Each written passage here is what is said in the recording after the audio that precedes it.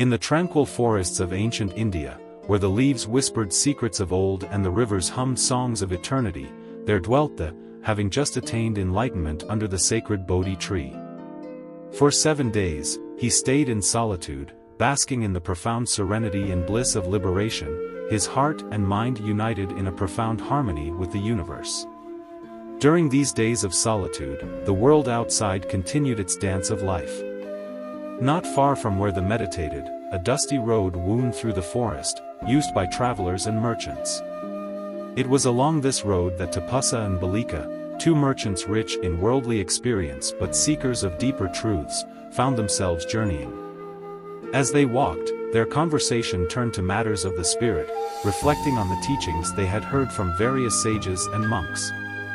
"There is talk," said Tapasa, his brow furrowed in thought, "of a great sage who has found the ultimate truth.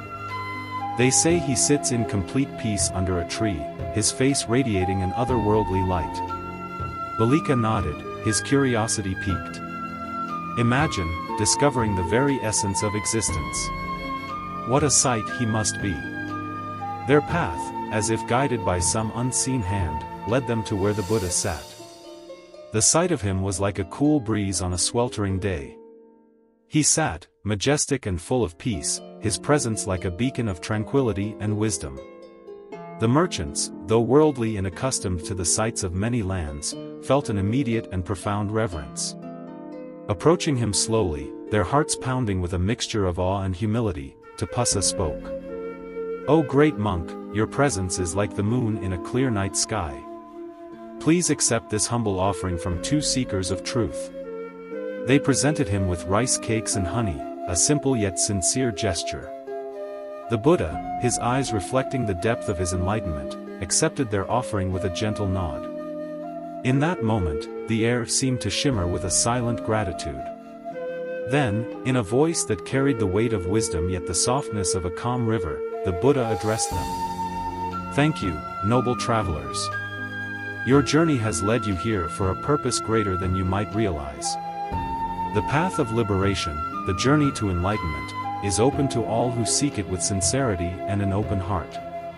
Balika, moved by the profound gentleness in the Buddha's voice, asked, "O Master, how does one embark on this path?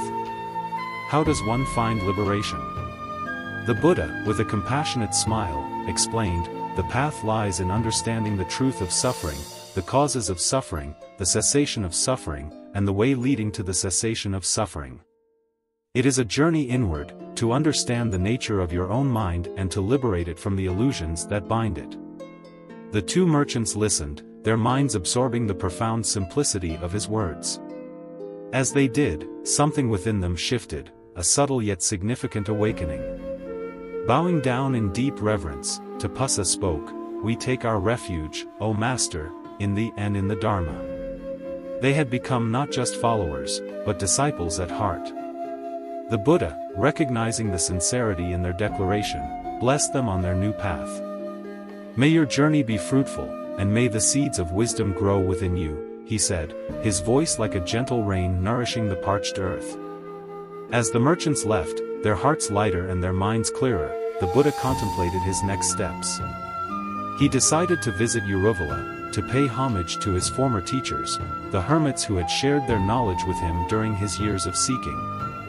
The hermits of Uruvala, however, had heard of the Buddha's enlightenment and were consumed with jealousy.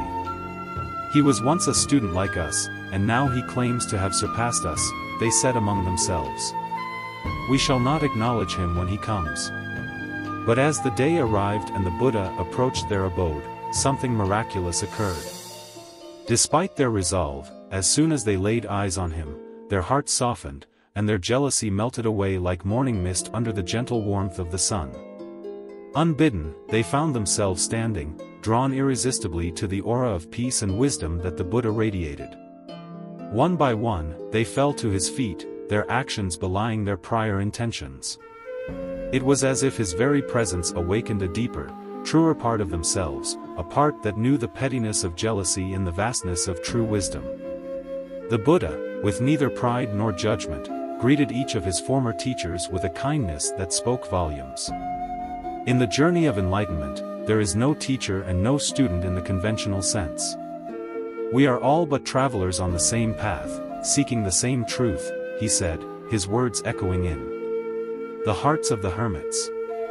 In that serene forest, beneath the ancient trees that stood as silent witnesses to this reunion, the Buddha shared his experiences and insights, not as a master boasting of his achievements, but as a fellow seeker sharing the joy of his discoveries.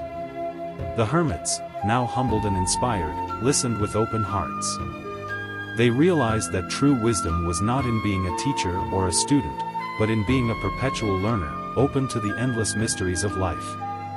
And so, the Buddha continued his journey, leaving behind a trail of tranquility and insight, a path illuminated by the light of his enlightenment. In every heart he touched, in every word he spoke, the essence of his wisdom took root, spreading like a gentle breeze across the land. In this timeless story, the echoes of the Buddha's journey continue to resonate, reminding us that the path to enlightenment is paved with humility, compassion, and a ceaseless quest for truth. It is a journey not just of the mind, but of the heart, leading us to a place of peace and understanding, a place where every step is a step towards liberation.